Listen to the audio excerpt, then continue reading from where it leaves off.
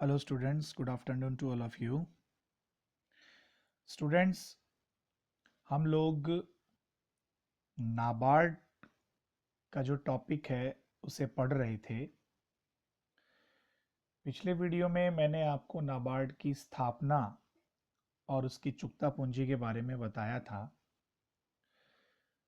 देखिए, 12 जुलाई 1982 को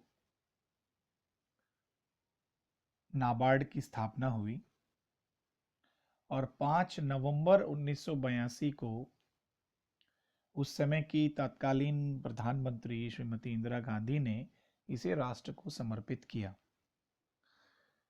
reserve bank ने इसकी स्थापना करने के लिए बहुत ही महत्वपूर्ण भूमिका निभाई थी, क्योंकि जो कृषि से संबंधित कार्य हैं, ग्रामीण क्षेत्रों के विकास से संबंधित कार्य हैं, उन सब के लिए एक अलग बैंक की स्थापना होने से, अलग किसी संस्था की स्थापना होने से थोड़ा सा जो काम का वजन है वो रिजर्व बैंक पे हल्का होता है, हल्का हुआ था।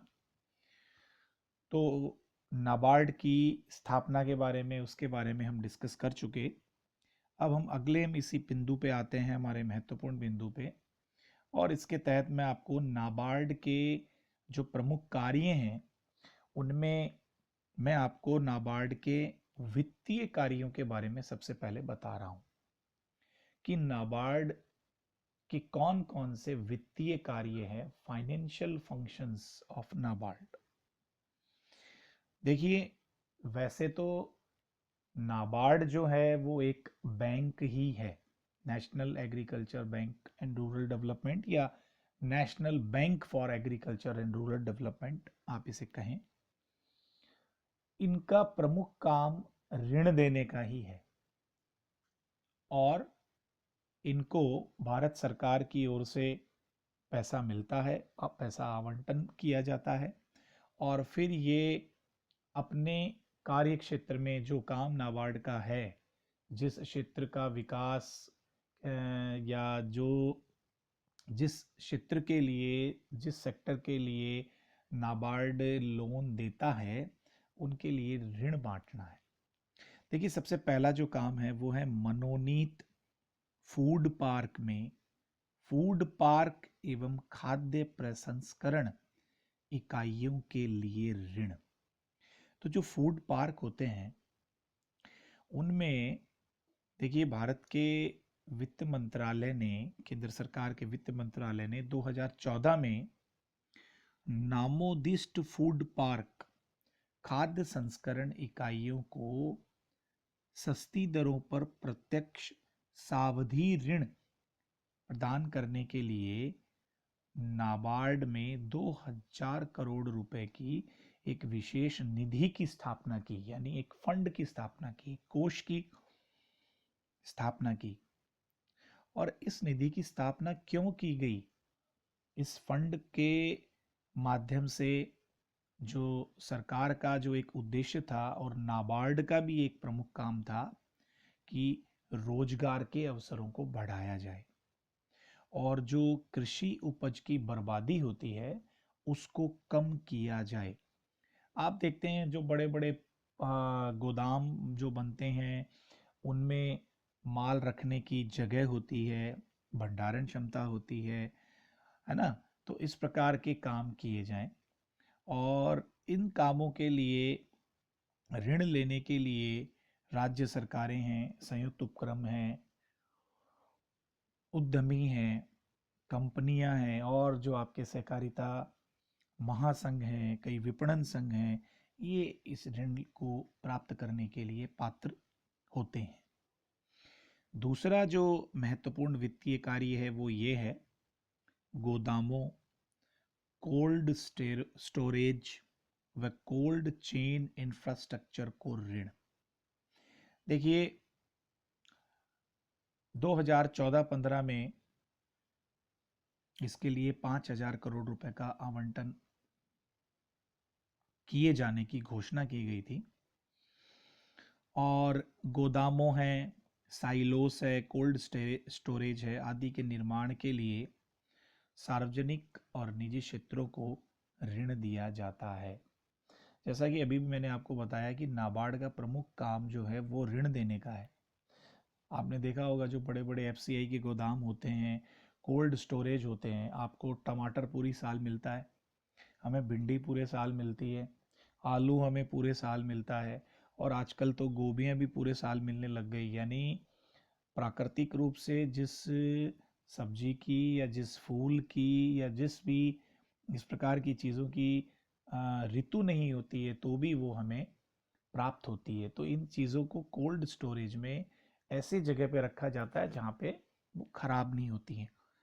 तो राज्य सरकारों को स्टूडेंट्स और जो बड़े बड़े उद्यमी वगैरह हैं इन लोगों को ये चीज़ें बनाने के लिए लोन दिया जाता है। उसके बाद में देखिए विपणन संघों को ऋण सुविधाएं। देखिए दूध है, कृषि जिनसों की प्राप्ति, उनके भंडारण है, उनके विपणन है, इन कार्यों में जो संलग्न विपणन संघ होते हैं इनको भी ऋण की सुविधा नाबार्ड की ओर से प्रदान की जाती है। उसके बाद में देखिए फोर्थ आपका जो पॉइंट है वो है ग्रामीण आधारभूत सुविधा विकास निधि, RIDF। ये भी एक प्रकार की निधि है, एक प्रकार का फंड है। इसकी शुरुआत 1995 में 2000 करोड़ रुपए से की गई थी, जो 2016-17 में इसे 25,000 करोड़ रुपए का आवंटन किया गया था।